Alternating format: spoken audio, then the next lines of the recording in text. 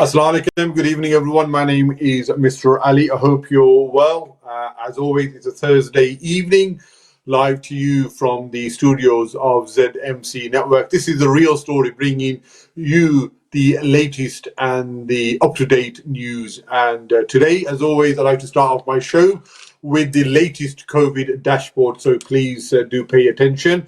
The current rates of cases are continuing to decline in Birmingham. So we have 813 cases, which is a fall of 50 compared to the previous week. And in terms of rates per 100,000, we are looking at 71.2 versus 75.5 of the previous week. In terms of those wards which have the highest number of positive cases are thus Chardin, which has 301, followed by Heartlands 149, Northfield 144, South Yardley 140, Glebe and Tile Cross 125, Newtown 123.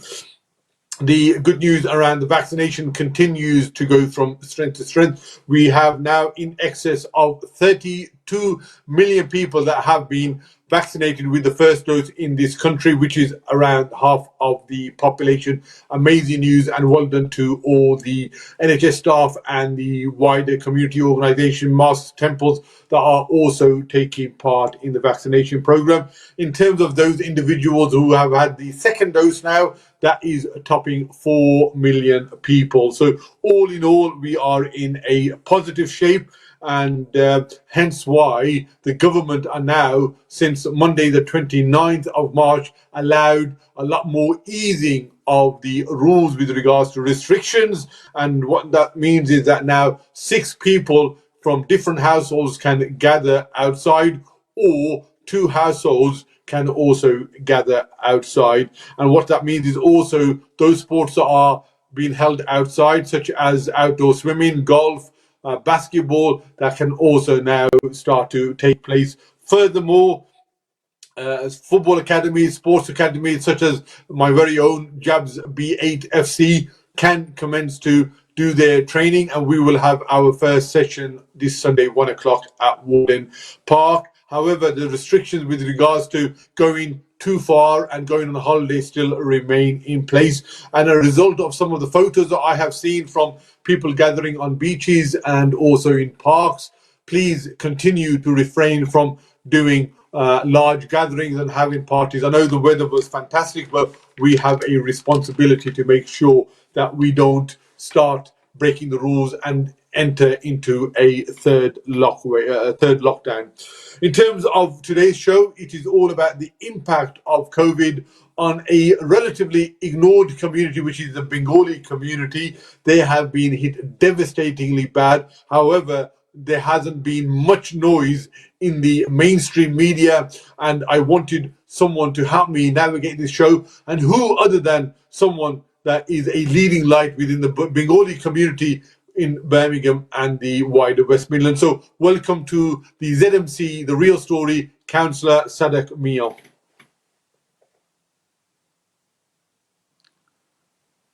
Assalamu alaikum. Firstly, thank Walaikum you. salam. Walaikum salam. How are you this evening? I'm good, thank you. And thank you for inviting me, and a warm welcome and greeting to your listeners. MashaAllah. No, I think that's very kind of you. This last year now, we've sort of commemorated the first anniversary, Councillor Saddak, and it's been a tough year for everyone across the board. And when people say this virus doesn't differentiate, doesn't discriminate, and it's everyone's a target, I would challenge them, and I would say that's not quite true. If you look at the BAME community, and in particular, BAME is a very generic, broad term, but if you look at it and break it down to, in particular, the Bengali community, which today's show is all about, you know, it is ×3 more likely for people of a Bengali origin to contract the virus and also to die from the virus. We know that we have had 150,000 people that have died in this country from the coronavirus, and a significant number of those are of a Bengali origin. You know, when you hear about the startling statistic that a high number of Bengalis have passed away because of the coronavirus. You know, how does that sit with you, and how has that impacted you personally? Thank you, Brother Ali. Obviously, it's not just the Bangladeshi community that has been hit hard. It's been hit hard to all community. But the worrying statistics is that, I recently read on one of the article that I saw a report say by Public Health England on the impact of coronavirus on a minority ethnic group, found that the Bangladeshi heritage are dying at twice the rate as the white counterpart, and other Black, Asian, and other minority ethnic groups have had between 10% and 50% higher risk of death. Yeah, it's very bad, and that's why it was important that we do put a spotlight on the Bengali community and the impact that it's had, and hence why we are doing this show. So, in terms of you mentioned that we are having a higher rate of death and also people contracting the COVID virus in the Bengali community. What do you put that down to? What are some of the reasons that the Bengali community, as you said, across all BAME, but let's just focus on Bengali community on this particular show. What are some of those reasons that may have impacted on that higher number, do you think? Well, there isn't a clear picture of or a clear guideline from the government onto the impact why the Bangladeshi community are being hit so highly than other communities. But myself, I mean, I feel, there are huge number of British Bangladeshi community that are working on the frontline sector that could have an impact. Obviously, there are housing issues as well. These are sort of the frames that it comes to my knowledge that could obviously make that difference on the accountability of where the Bangladeshi community and the reason why the Bangladeshi community has been impacted so badly. No, I agree with you. And I think we need to sort of explore that further because, viruses similar to COVID are now going to be part of our life now. That's what the SAGE and people like the Chief Medical Officer are predicting. So if we are to make sure that the Bengali community and the wider BAME community are not disproportionately affected in future pandemics, we have to know some of those underlying reasons. And I know that you mentioned about, within the Bengali community and the wider South Asian, we do live in multi-generational households. So it's quite common for there to be, a grandchild, for there to be the children, and then for their grandparents to live in the same household. And you mentioned about housing as well. It's quite common for there to be 8, 9, 10 people to be living in a 3-bed, 2-down sort of setting as well. And that can contribute to the spread of the virus and the impact. But most importantly, we know in terms of the lower socioeconomic sphere, the Bengalis are in the lower tier as well. And this particular virus does affect those that are more poverty stricken, the ones that have underlying health conditions, for example, diabetes. Those sort of people of that sort of background are more disproportionately. So do you think that now, moving forward, that we need to start addressing some of these issues, such as housing, such as poverty, educational overcrowding, and health conditions, in order for us to make sure that extra lives aren't being lost in one particular community over the other? I do agree with you on this, and definitely we need to look into this. I think that's with the BAME community, as you mentioned. It's not just the British Bangladeshi community. We have large families that we do live together, and it does contribute. But in going forward, we need to look into this issue a bit further. and the government to look into it so that we can actually exactly pinpoint what is causing the Bangladeshi community on a higher risk.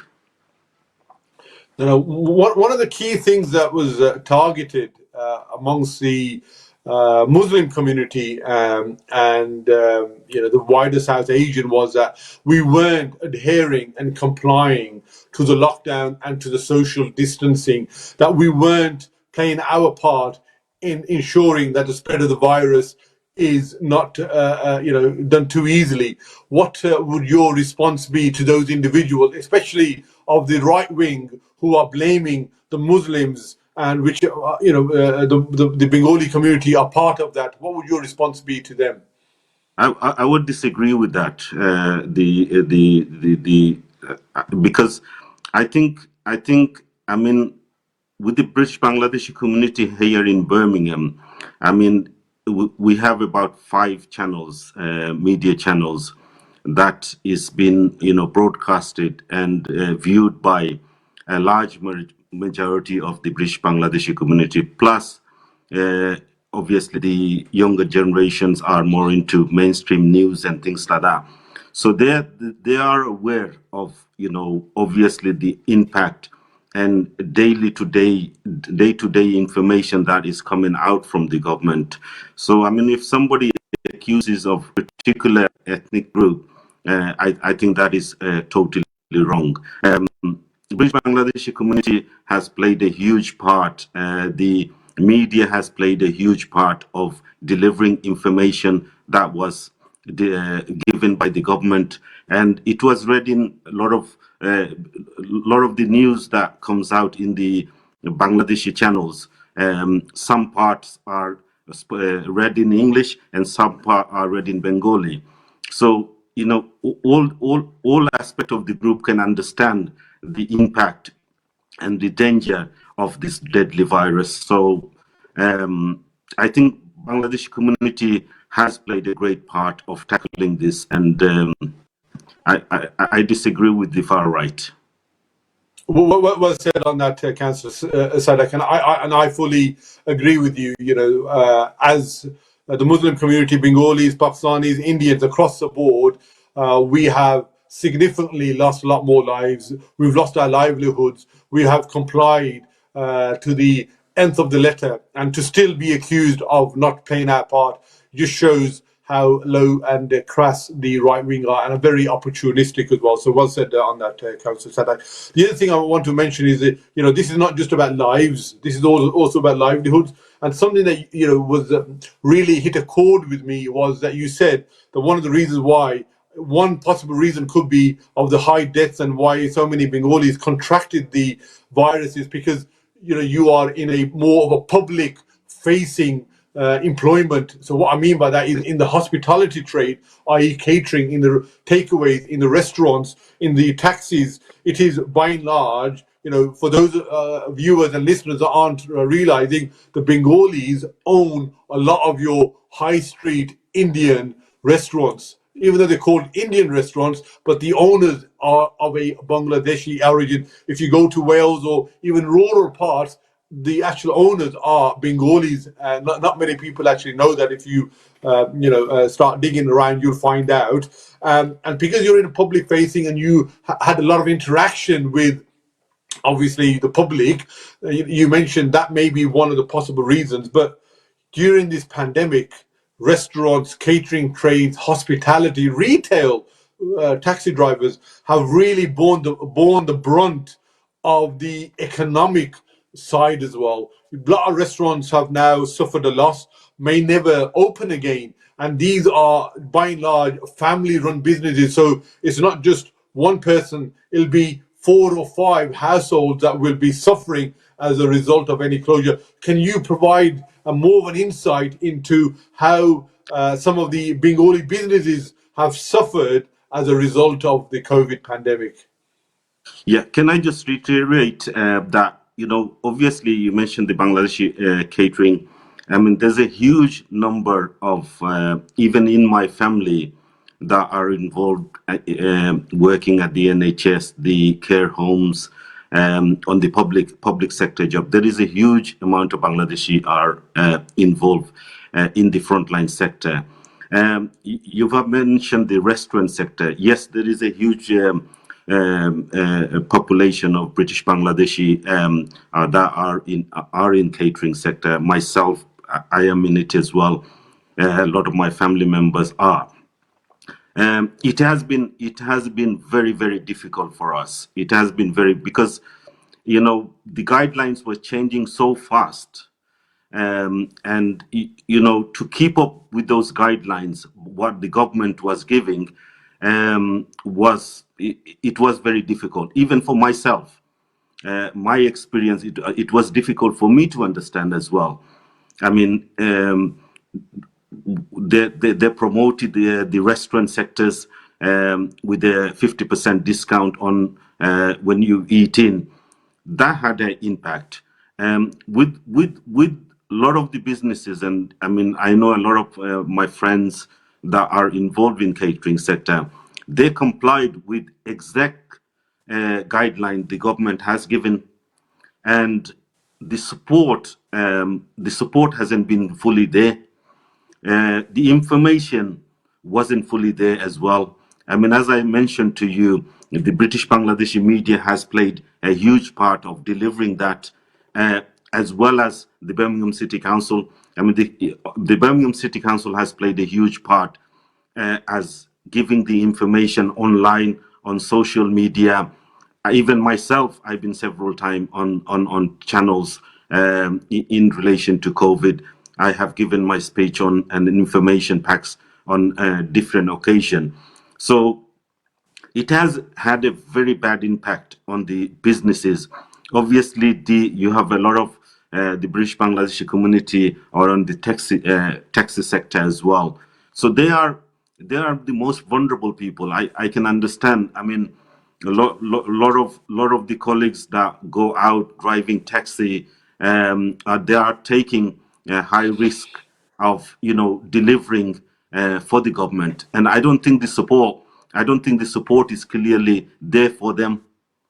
As to restaurant, I think the impact that has caused, as you mentioned, the restaurant, there will be a lot of restaurants in time to come that will never able to open, because the support that is given is very minimized, and it's not been counted the way the actual distribution was given fairly. So I think the business community, even the groceries as well, the business community in Birmingham, the British Bangladeshi, the people that are in restaurant sector are going to find a difficult years coming ahead, and that will have a huge That's impact on, very and that will sad to have a hear as well, huge, Saddak, about sorry, not and that only will have a have huge lives been impact lost, on but the economy as livelihoods have well. also been maybe long term on a permanent basis be affected as well. You mentioned that you don't feel that the government support was sufficient, certainly in terms of understanding it, disseminating it, and then getting the support that was out there as well. So it has been a tough time for you. Entrepreneurs such as yourselves are very innovative. You're always thinking on your feet. Have you sort of adapted your business to make it online or takeaway, or have you been permanently closed? How have you tried to minimize the effects of the pandemic? Well, I'm not directly involved in businesses, but my family members are.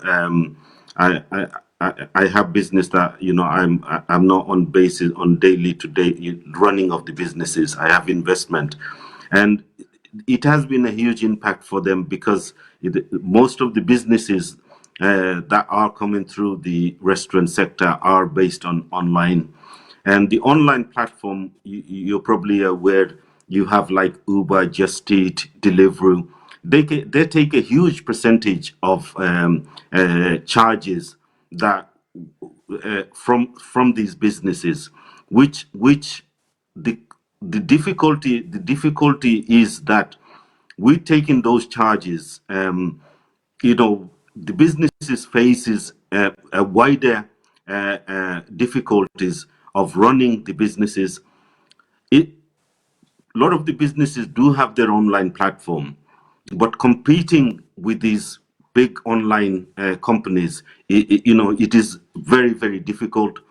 And if the government, the government, I would urge the government to look into that, because it's okay when you are trading in a normality, but we are in an unprecedented territory at the moment, and we all should play a part. Not just our business; every business should be supporting one another.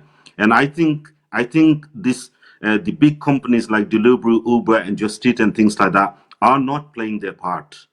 They are not supporting small businesses, and that is going to have a huge impact in future.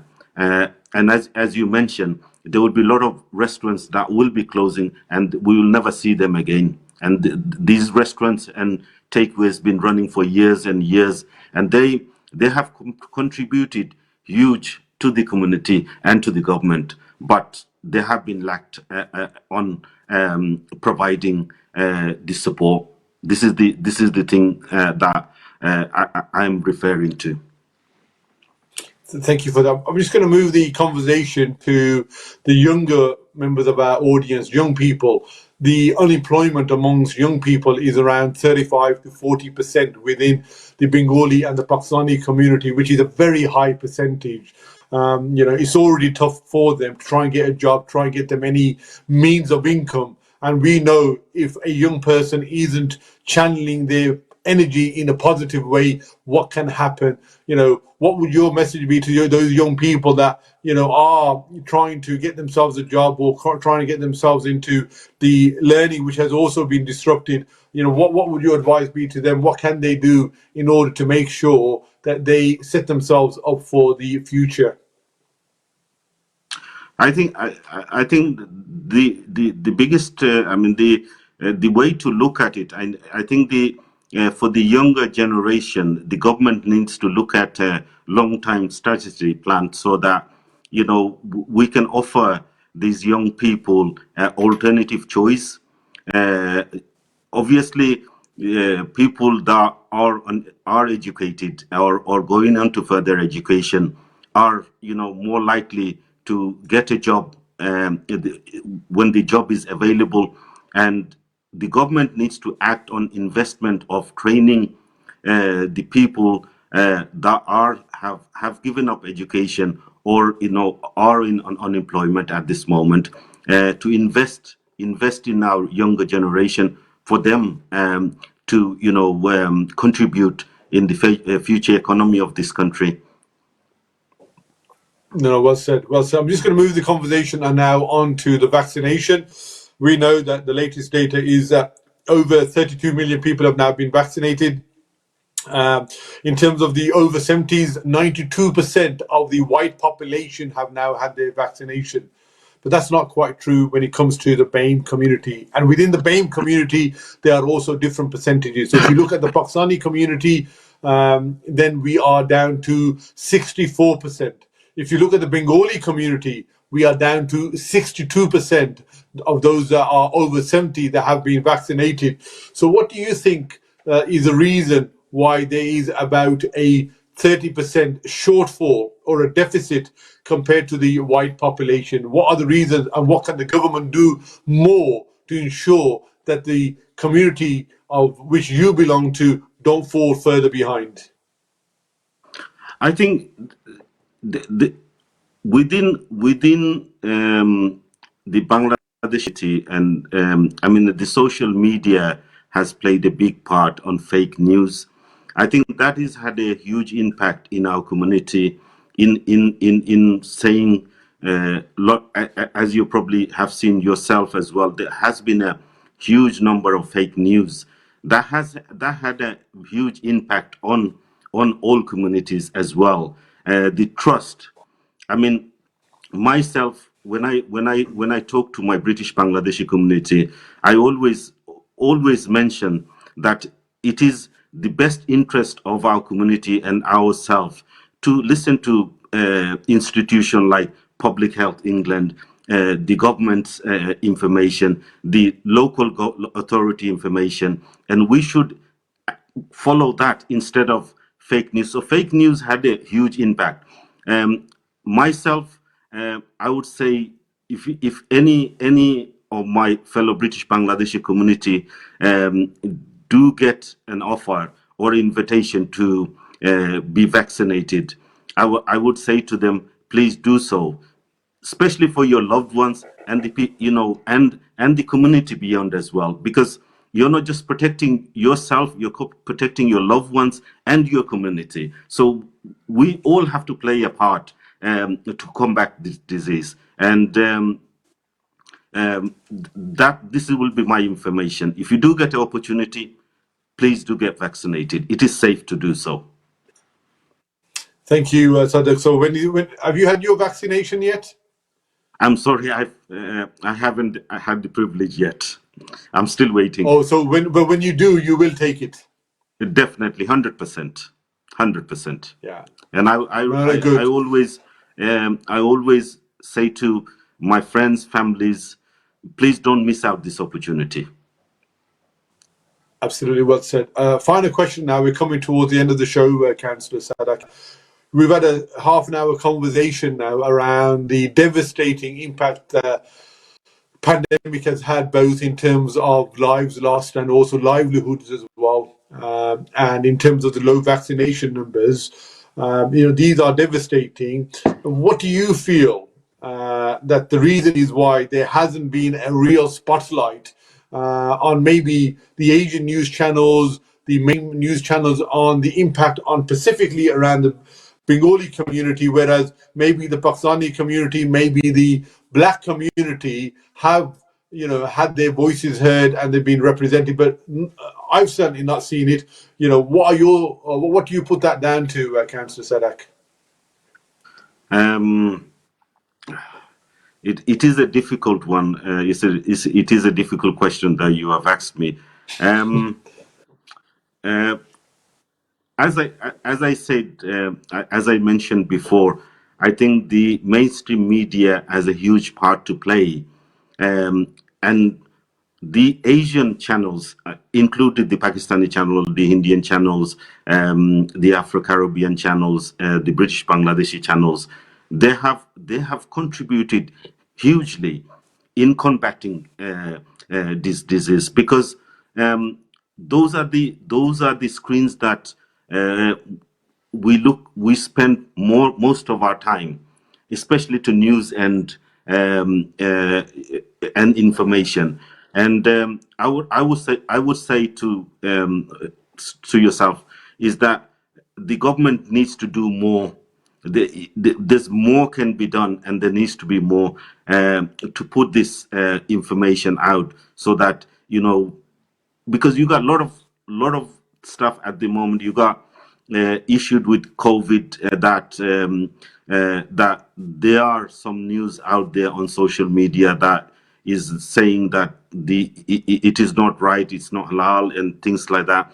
So when you have both sides of it, I mean, I always say to my friends, colleagues, that please don't listen to that. Don't listen to those sort of news. Listen to the institution, the Public Health England. Listen to the local authority. Listen to the government, and we all need to play a part. As I said, to combat this disease. If we don't play a part, as you mentioned, we could go for another lockdown. It's unlikely that we will.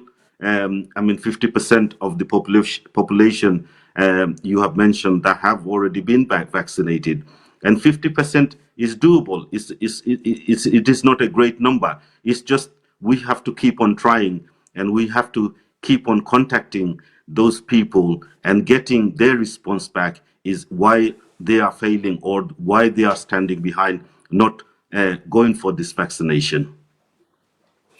Thank you, Councillor Saddak. We have come to the end of the show.